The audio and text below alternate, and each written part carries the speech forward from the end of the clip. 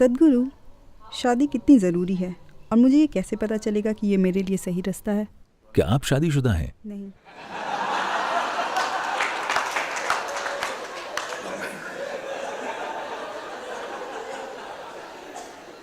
नहीं, क्योंकि ज्यादातर लोग ये सवाल बाद में पूछते हैं।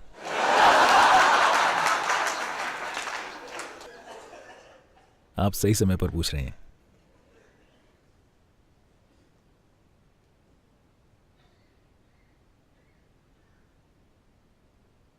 देखिए, पहले यह समझते हैं कि लोग शादी क्यों करते हैं। एक इंसान के तौर पर, चाहे आप आदमी हो या औरत, आपकी कुछ जरूरतें होती हैं। जब आप 8 साल के थे, आपका नाम क्या है? अनुष्का। अनुषा? अनुष्का। अनु? अनुष्का। ठीक है।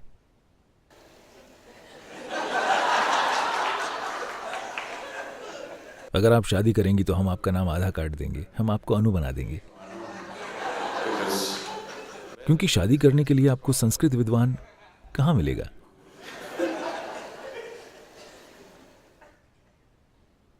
तो जब आप 8 साल के थे, अगर मैं कहता हूं अनु, क्या आप शादी करना चाहती हैं,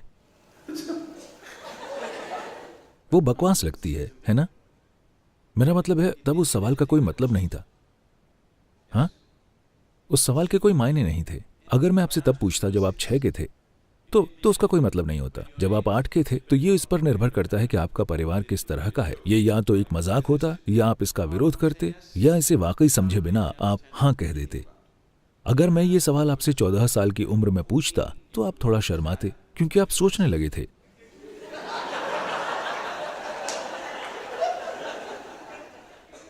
क्योंकि शरीर एक खास तरीके से बढ़ने लगा है।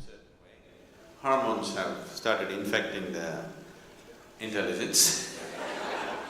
हार्मोन्स ने बुद्धि पर कब्जा करना शुरू कर दिया है और अब आप सोच रहे हैं।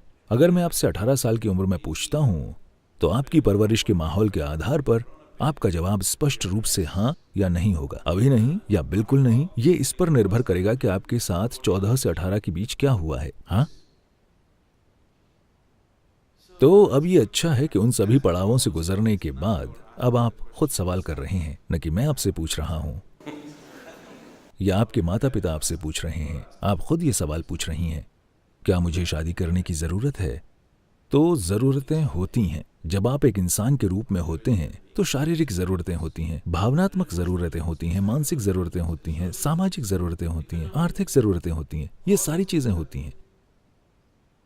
लोग शायद इन चीजों के बारे में जागरूकता से नहीं सोचना चाहेंगे, क्योंकि उन्हें लगता है कि अगर वो इन चीजों के बारे में सोचेंगे तो उनकी शादी बदसूरत हो जाएगी। पर वैसे भी ये चीजें तो हैं ही। अगर ये अरेंज्ड मैरिज है, तो कोई दूसरा इस बारे में सोच रहा है। अगर आप इसे खुद अरेंज कर रहे हैं, तो आप निश्चित ही इस बारे में सोच रहे हैं। हाँ या नहीं? ये सब सोच विचार होते हैं। तो आजकल महिलाओं के लिए मैं ये कह रहा हूं कि दुनिया कुछ हद तक बदल गई है। अब सामाजिक और आर्थिक कारणों के लिए जरूरी नहीं है कि उसे शादी करनी ही पड़े, जब तक कि आप बस शरीर के साथ ही नहीं आई हों। आप नहीं समझी। अगर आप सिर्फ शरीर हैं और आप में दिमाग नहीं है, तो अलग बात है। वरना एक औरत को अब सामाजिक या आर्थिक कारणों से शादी करने की जरूरत नहीं है। उसके पास चुनाव है। वो अपनी खुद की आर्थिक और सामाजिक स्थितियों का ख्याल रख सकती है। 100 साल पहले ऐसा नहीं था। आप में शादी के लिए चाहे शारीरिक, भावनात्मक या मानसिक जरूरतें न भी हों, फिर भी बस सामाजिक और आर्थिक कारणों के लिए आपको शादी करनी होती थी। हाँ, पर अब ऐसा नहीं है।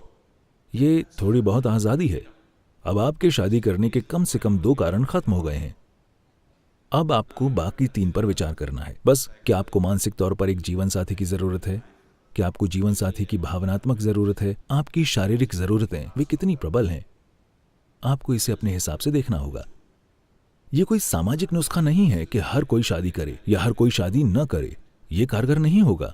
एक व्यक्ति के रूप में आपकी जरूरतें कितनी तीव्र हैं। अगर ये एक हल्की जरूरत है जिससे आप आसानी से पार जा सकते हैं, अगर ये एक छोटे दौर की जरूरत है, तो शादी मत कीजिए। मैं आपको बता रहा हूं, क्योंकि बंध जाने का कोई फायदा नहीं है। क्योंकि बंधने के साथ ये सिर्फ 2 लोग ही नहीं रहेंगे, ये 4 या कभी कभी 6 हो जाते हैं।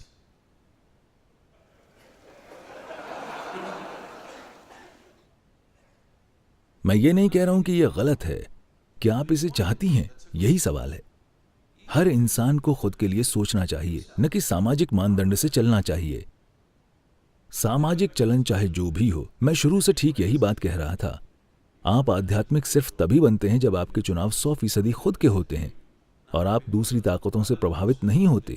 आपको चुनना है कि क्या ये जरूरी है। अभी लोगों ने दूसरी तरह के समाधान ढूंढ लिए हैं।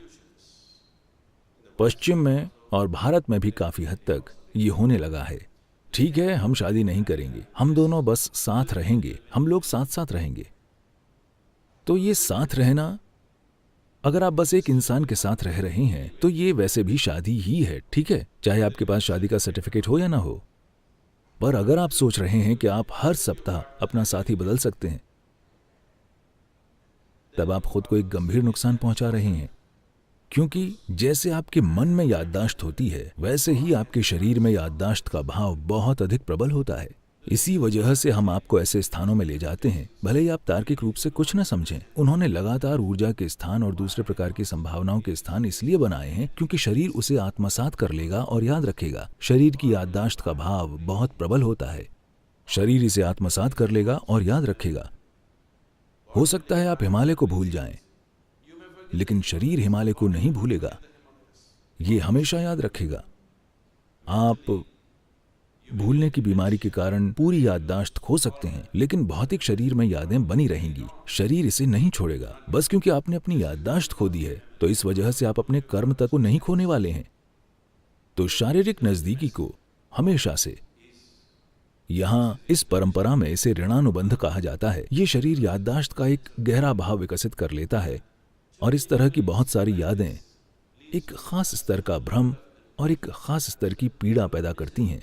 आप इसे स्पष्ट रूप से देख सकते हैं, आप इसे बहुत साफ देख सकते हैं। जो लोग अपने जीवन के साथ लापरवाह हैं, वो सही मायने में आनंद को कभी नहीं जान पाएंगे।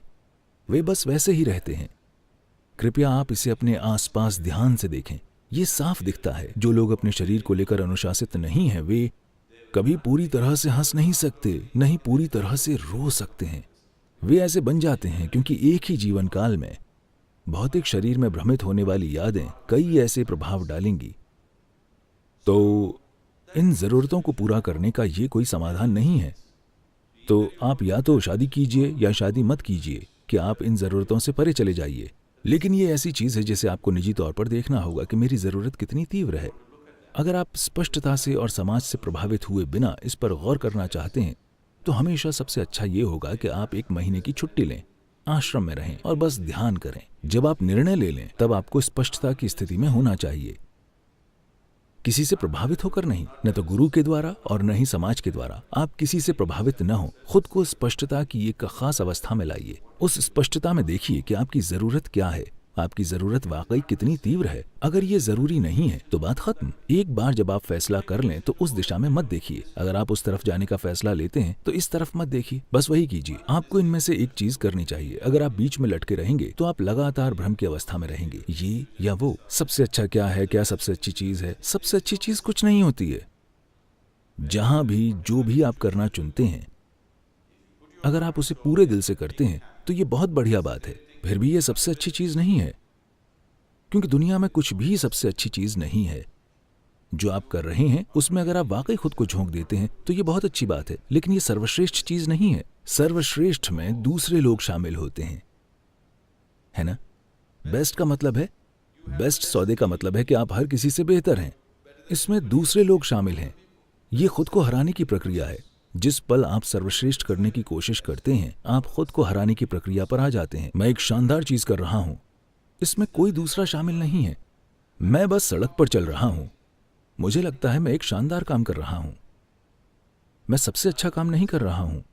हिमालय की गुफाओं में रहने वाले योगी वो सबसे अच्छी चीज नहीं कर रहे हैं। वो खुद के लिए एक शानदार काम कर रहे हैं। कोई शादीशुदा है, खुशी से अपने परिवार के साथ रह रहा है, तो वो एक शानदार काम कर रहा है। वो सबसे अच्छा काम नहीं कर रहा है। तो सबसे अच्छा काम करने की कोशिश मत कीजिए, जीवन बर्बाद हो जाएगा, क्योंकि इसमें पूरी दुनिया शामिल है। इसका मतलब है कि आपको सबसे अच्छा काम करने के लिए सिकंदर महान होना होगा, और यकीनन उसने सबसे अच्छी चीज नहीं की और न ही कोई महान चीज की। क्योंकि वो कुछ और करने के नाकाबिल था तो हमने कहा कि वो महान है और उसे खारिज कर दिया, क्योंकि वो असल में मनुष्य कहलाने की किसी भी श्रेणी में नहीं आता। तो ये ऐसी चीज है जिसके लिए आप अपने अंदर स्पष्टता का एक स्तर लाइए और अपना निर्णय लीजिए। एक बार जब आप फैसला कर लें फिर कोई भटकाव नहीं होना चाहिए, निश्चल तत्वम जीवन मुक्ति। क्योंकि निश्चल तत्वम जीवन मुक्ति। अगर आप जो भी आप कर रहे हैं, आप बस पूरी भागीदारी से झाड़ू लगाते हैं, हर दिन आप झाड़ू लगाएं, आपको आत्मज्ञान मिल जाएगा। मैं मजाक नहीं कर रहा हूं, इसके लिए इतना ही करना है। पर समस्या यह है कि जो आदमी झाड़ू लगा रहा है वो कुछ और बनना चाहता है, कोई दूसरा झाड़ू लगाना चाहता है। ये इंसान वो करना चाहता है, वो इंसान कुछ और करना चाहता है। कोई भी अपना काम पूरी भागीदारी के साथ नहीं कर रहा। यही पूरी समस्या है। आप जो भी कर रहे हैं, अगर आप उसे पूरी भागीदारी के साथ करते हैं, अगर आप में निश्चल तत्वम है, यानी आप जो कर रहे हैं आप उसी में लगे रहते हैं, बस उसी में।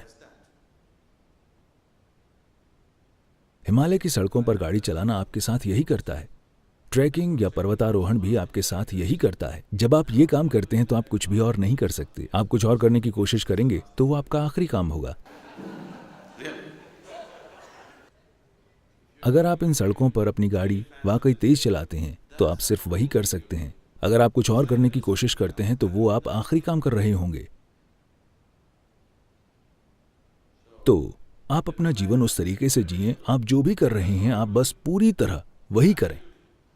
अगर आप में वो निश्चल तत्वम है तो आप चाहे जो करें वो ठीक है, पर हर दिन बदलते रहना। जो लोग 15 साल से शादीशुदा हैं अब वो सोच रहे हैं शायद मुझे ब्रह्मचर्य लेना चाहिए था। जो लोग 10 साल से ब्रह्मचारी हैं अब वो सोच रहे हैं शायद मुझे शादी कर लेनी चाहिए थी। ये जीवन की अंतहीन बर्बादी है।